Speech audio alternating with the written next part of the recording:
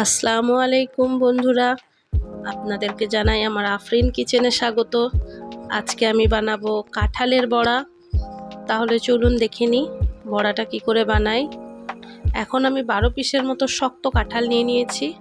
কাঁঠালগুলোকে কেটে বিচনগুলো বের করে নেব, আর একটা ভিতরে একটা পর্দা থাকে সেইটাকেও বের করে ভালো করে নেব। সবগুলো এইভাবে ছাড়িয়ে নিলাম।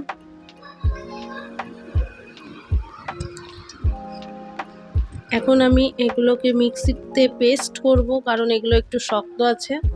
একটু যদি নরম থাকতো তাহলে এগুলোকে পেস্ট না করলেও চলতো। এখন আমি পেস্ট করে নিলাম। হাতে চটকে দিলেও হয়, পাকা কাঁঠাল যদি থাকে খুব নরম তাহলে হাতে চটকে দিলেও হয়, মিক্সিতে পেস্ট করার দরকার পড়ে না।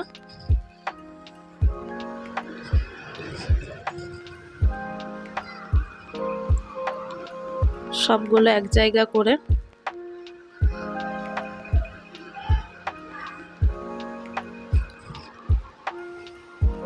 দেখুন খুব সুন্দর নরম ব্যাটারটা হয়েছে। এখন আমি সাদা তিলকে গরম কড়াইয়ে ভেজে নিলাম। এখন দিলাম 1 কাপ মতো চিনি। এখন দিয়ে দিলাম একটুখানি লবণ।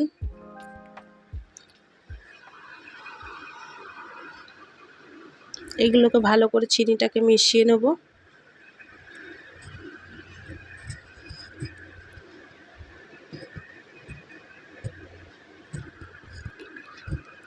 এখানে আমি রেখেছি চালের আটা। এখানে আমি দিয়ে দিলাম গুঁড়ো দুধ 1 কাপ মতো। আর এখানে চালের আটা রেখেছি, আপনারা চাইলে ময়দাও দিয়ে বানাতে পারেন। এখানে আমি 3 চামচের মতো চালের আটা দিচ্ছি। এটাকে আগে মিশিয়ে নেব, দেখব যদি শক্ত হয় তাহলে ভালো, না হলে পরে আবার মেশাতে হবে। যদি ব্যাটারটা পাতলা থাকে তাহলে আবার মেশাবো। এখানে আরও 3 চামচ নিয়ে নিলাম।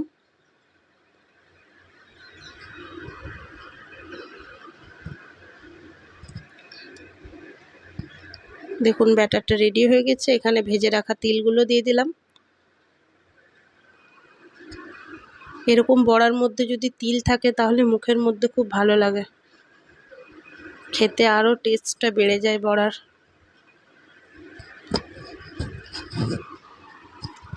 এখানে আমি তেল নিয়ে নিলাম।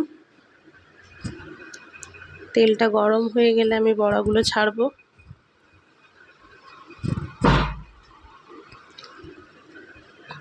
আমি বড়াগুলো ছেড়ে দিয়েছি।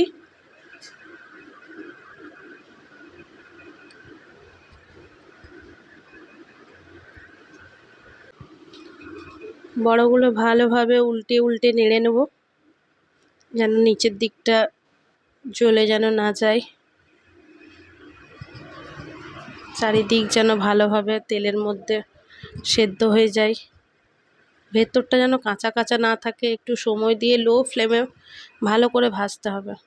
দেখুন এখন আমার বড়াগুলো ভাজা হয়ে গিয়েছে।